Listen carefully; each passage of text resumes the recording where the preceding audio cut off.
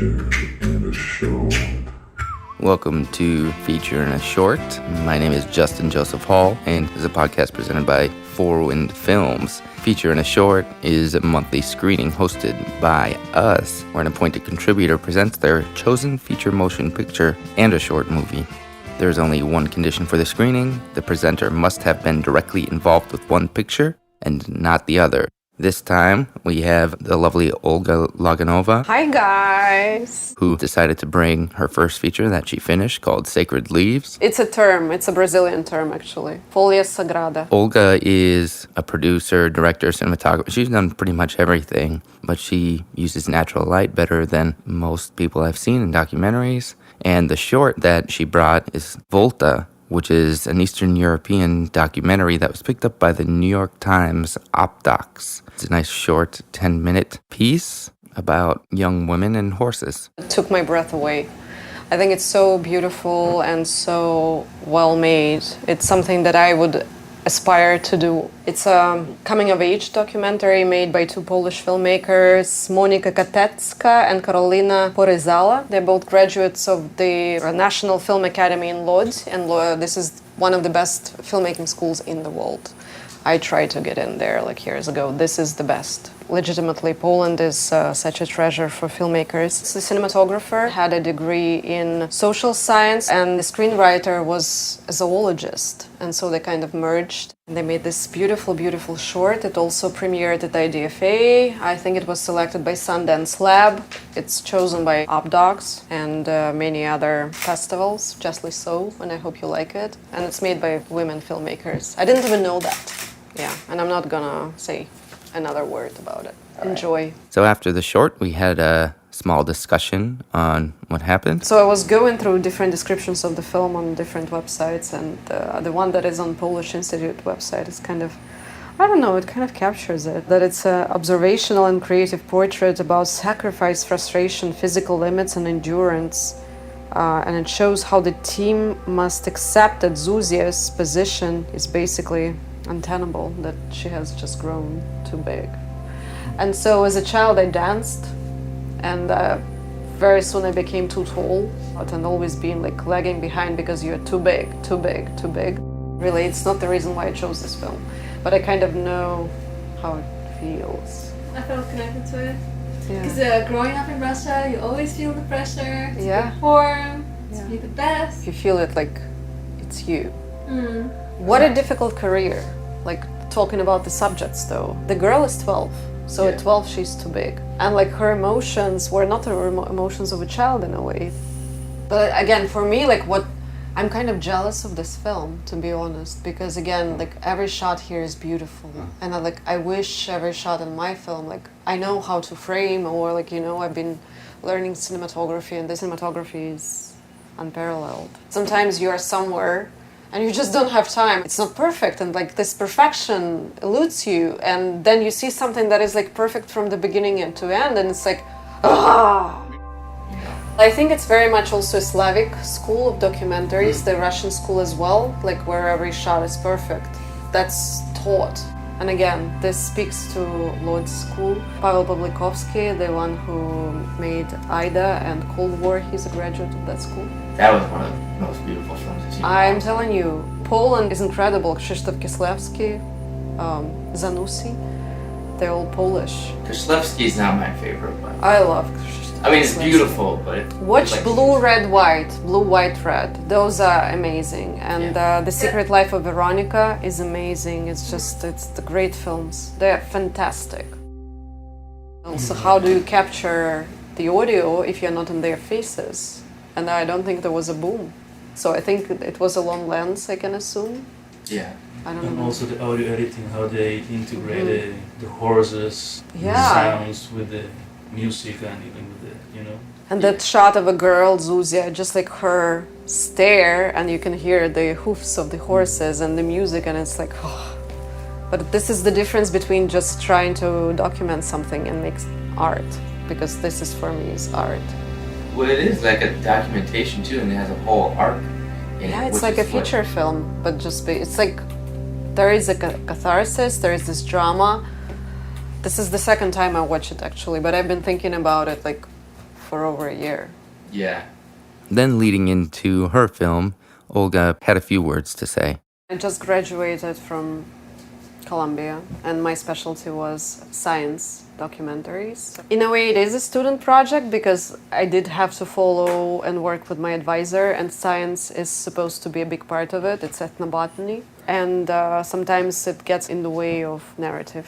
Well, I did everything on my own. More than ever, I realized that filmmaking is a team effort, and it's not an effort of one person. It's not perfect. I love it very much, and I think it tells an important story. It will change in the course of the next 6 months, but I hope you like it. My soul is in it. Like everything I can do is in this film. I think it's my best work. During the showing of Sacred Leaves, we had a few less things to eat and a few more things to smell. As her film is set in Brazil, in the rainforest, there were some unique things that I've never seen before, and I don't think most of the audience had either. On top of that, we had caipirinha and pão de queijo for everyone to snack on. Does anybody want a caipirinha before we start? So I'm definitely going to have These are delicious. In the end, after the movie was over, because this was an unfinished product for her feature, she had a few questions for the audience, and we discussed it a little bit. So the reason why I did this film was kind of also personal. My family is from Siberia, from the heart of Siberia, and generations of women in my family were doing the same thing. They were going to taiga and collecting herbs and barks and oils, and they were treating their family and the whole community. So when I had to choose a topic, I had 2 topics, and I went for ethnobotany and how deforestation affects medicine. So I think this aspect is rarely shown, how climate change and deforestation in Brazil, it changes people's lives. Yeah, like deforestation. Yeah. What'd you shoot on? C-100 Mark II. Okay, those are nice, especially for running gun. How long were you at? How long was the shoot? I had 17 shooting days. Oh, okay. And you were there? 21 days. Fun trip. Oh, it was a fun trip. Who you were traveling with, the crew? It was just me. And you weren't scared that you were like gonna have your camera broken or Oh, I was very scared. It was my personal camera. I took the school's tripod, which was the worst tripod ever. He was so light, it would move from like the air movement. It was like, but also it fit my suitcase, and I had very little money, so I had to save on every bag. I have a question for you. I think personally the whole first scene, it's like probably not as well shot as the rest of the film, but it's kind of important because it gives the introduction into the main character. Did it bother you that the camera was shaking? I didn't know. I didn't notice. The only thing I did notice was there was the one where you did a stabilization. Yeah. That was a lot. Fine. I just paid more attention on like this huge sky shot.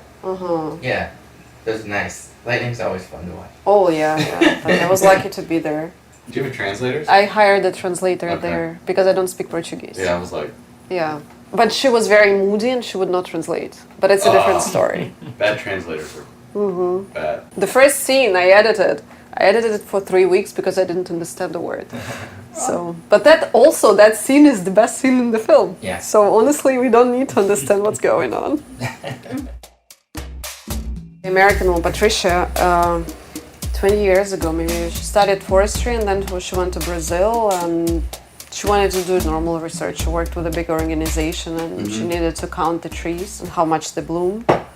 And she met this woman from a village, and they started talking, and actually they started working together. And when Patricia wrote a book, together with Gloria, they would go from village to village, and they talk to people in the villages saying, hey, you sell your trees, because this is what it's like. Of course, sometimes just the big farming industry moves in and cuts everything, and then there is illegal deforestation. But very often a guy with money comes to the village. Everyone has their own patch of forest, and the guy says like, hey, here is $1,000. Yeah. And they say, yeah, take it. But the forest costs much more. The trees are amazing. They bring everything, not just the medicine, but also food. And if there is no fruit, they attract game. So one tree of ushi attracts like 50, cucinias. They're little pigs. They're very cool. Well, Yeah, so they lose everything. I really like that man. America, he's a legend. How did you get involved? Oh my God. It's like, again, pre-production. It was like a detective story. He lives there. He's now a naturalized Brazilian. He's like Charles Darwin with a better character. He's this interdisciplinary scientist who's a geneticist, archaeologist.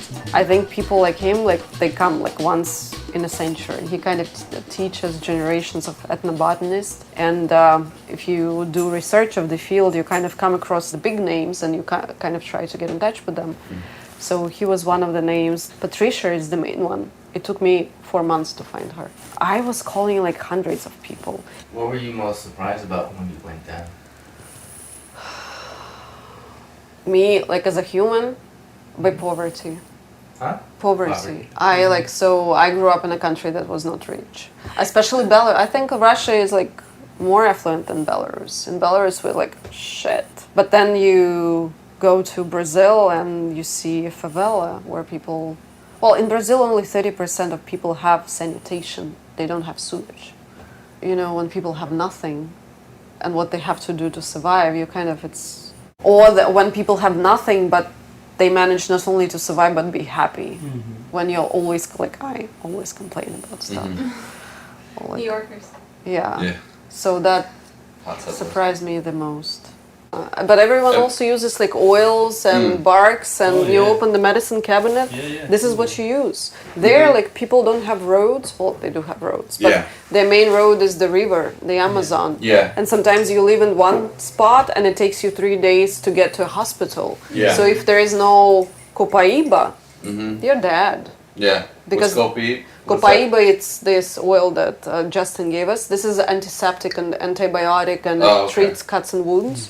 Like I brought Andiroba and Copaiba too. Oh, cool. Yeah, but you tried it. And sexual potency tonic accidentally. That is Accidentally. I know you, Olga. No, it's like, you I know know, what are accidents, what aren't accidents. like we get home and I'm like, can you please read me what it's about? And she's like, okay, it's like sexual potency for men. Good for a prostate. And I'm like, great. Yeah. That's great for you. So if anyone needs something, it's like still in my fridge. That's I'll let you know if Copaiba. I have prostate issues. Yeah, no, I've never been in a place as dangerous as that. Why was it dangerous? In Belém, you cannot be outside. You cannot shoot from a car with the windows open. You cannot stay in the streets after 5 p.m. What That happens? market, you're getting robbed or killed. That market that I shot at, people were screaming that I should get away because I'm a white, tall person, foreigner with an expensive camera. Target. And I made a big mistake. So initially I wanted to work with a woman translator. I thought it would be more comfortable for me. She was freaking out every 5 minutes. I was like, it would be much better if I had a man bodyguard, although I don't know. And like the 2 guys in this witchcraft store at the in the entrance, they were all waiting for me, and so actually they were like, they blocked me there, and they would not allow me to leave. And then when my translator showed up, because I was filming in the store alone, they kind of left, and I'm like, something is off. She's like, we cannot stay here. It's already 5. We need to leave because every moment it's getting more dangerous.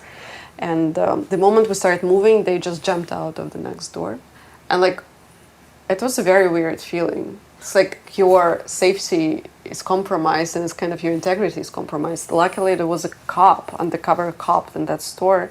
He escorted us to the car, and they kind of like, he started talking loudly, and so they left. So the feeling of danger that you cannot see, because you don't see like people with guns, but you know that you are being watched, and that was very uncomfortable. So I stayed in the house owned by my translator's mother, so it was like a household. And like first there was a metal gate, and then there was a house, and it had like metal bars, and all the windows were barred, and like then there was another metal, like basically everything was in cages. And I think it's very, very common in Latin America, but for me, like to see bars everywhere, and like you need to use 2 locks to lock yourself in because somebody can come and kill you, and it's just like, okay, cool. That was very strange. That was a very new experience. I just tried to be very fast, and I knew that I would not have a second take. That was that. But you did some research, like where exactly yeah, you go. yeah. Well, some of it, yeah. Like 50% of it worked, 50 didn't. Where exactly were you? Like, what's the? I was what's in the the large poorest city? state. It's Belém. It's the capital of Pará state. Okay. Did you do it again? I would do it again Good. in a heartbeat. Again, next time I'm going to Nigeria. Yeah. And I want to go back to Brazil in the winter to show them the film. Thank you so much for listening to Feature in a Short. We just want you to be aware that if you would like to attend one of the screenings, please just write us at info@fourwindfilms.com or hit us up on social media at fourwindfilms on almost any platform. That's FOURWINDFILMS. And in addition, we also have merchandise for sale for our narrative projects, and we have hats and different things for sale, so head to our website if you'd like to check that out. We've been doing traveling shows, so even if you're outside of New York City and want to attend the show, contact us because we're likely heading to Minneapolis and Seattle, and hopefully we'll be able to do that more in the future. So thank you for listening to us, and we'll see you next time. Ciao.